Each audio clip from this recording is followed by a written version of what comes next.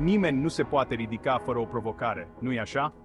Imaginează-ți un loc unde începe călătoria către măreție. La Academia Bulldogs Iași ne deschidem porțile pentru toate vârstele. Fie că ești la început de drum sau un profesionist experimentat, aceasta e șansa ta să crești, să înveți și să evoluezi.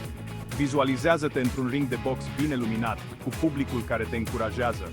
Nu e vorba doar de competiție, e despre dezvoltare personală, disciplină și fiorul de a-ți depăși limitele. Ne concentrăm pe tine, pe dezvoltarea ta, pe obiectivele tale, pe călătoria ta.